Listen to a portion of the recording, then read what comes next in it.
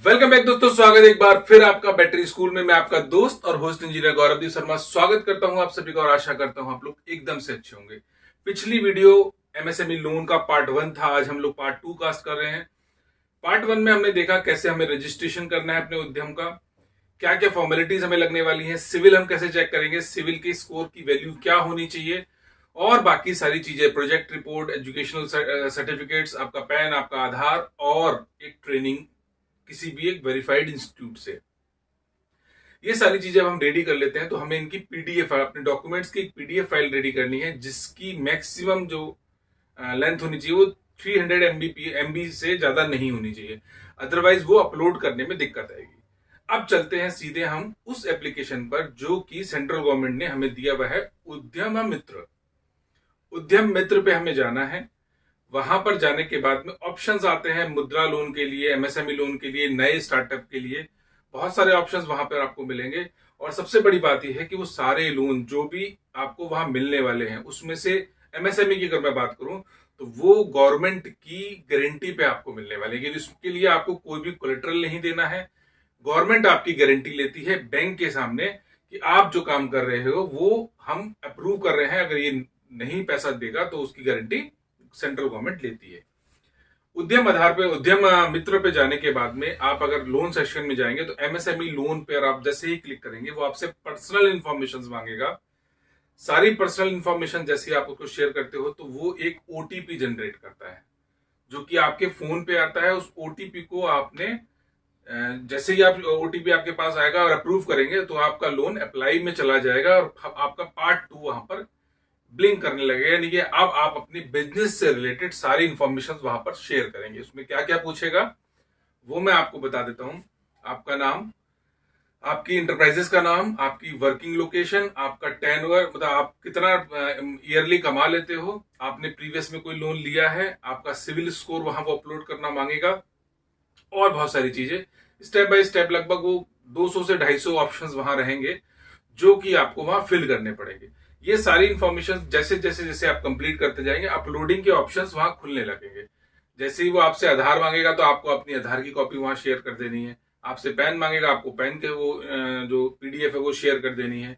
Location के address मांगेगा तो उसकी एड्रेस का जो भी आपका प्रूफ, एड्रेस प्रूफ होएगा वो आपने शेयर कर देना है। तो स्टेप बाय स्टेप अगर आप इसको करते हो और उसके बाद में फ्री ऑफ कॉस्ट वहां पर वो आपका लोन अप्लाई हो जाता है सारे, अगर आपके पास डॉक्यूमेंट्स रेडी हैं तो। उसके लिए आपको किसी एजेंट की जरूरत नहीं है, किसी को कोई पैसा देने की जरूरत नहीं है।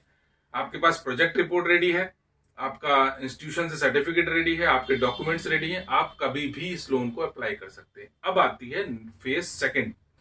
अप्लाई कर दिया, मिलेंगे किससे, कैसे ये प्रूव्ड होगा।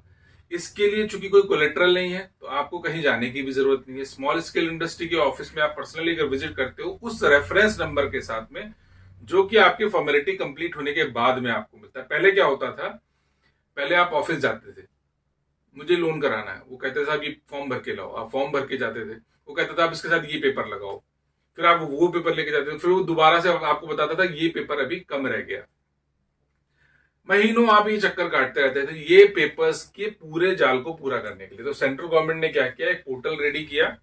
उस पोर्टल पे आपने अपने सारे डॉक्यूमेंट्स खुद से डालने हैं। अब आपको ऑफिस में किसी बाबू को ना तो ऑब्लाइज करने की जरूरत है, ना वहां पर चक्कर लगाने की जरूरत है। तो कितना आसान हो गया इस लोन को अप्लाई करना।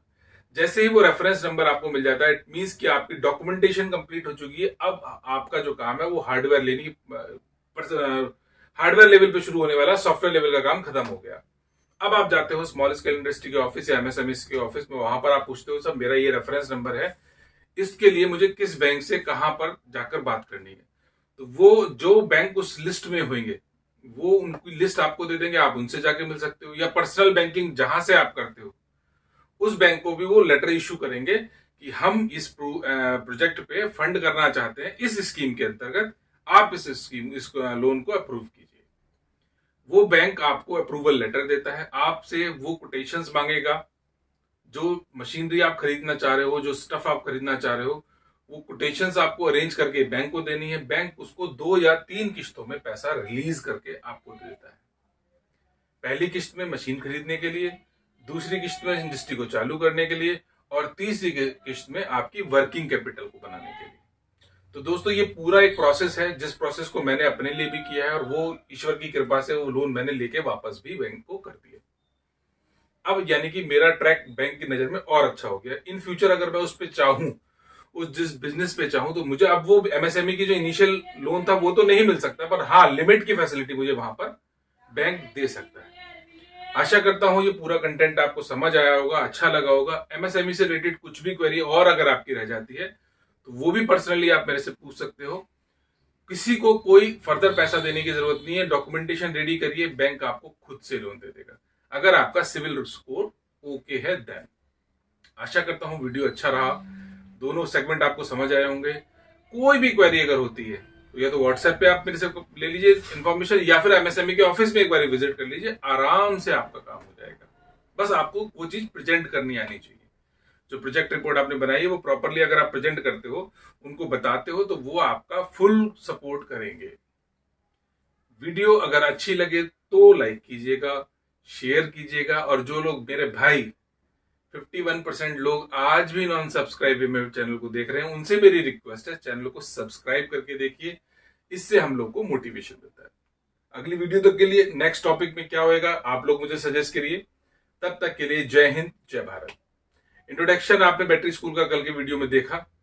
अगर उससे रिलेटेड कुछ भी क्वेरी होती है तो आप पर्सनली मेरे से व्हाट्सएप पे जुड़ सकते हैं।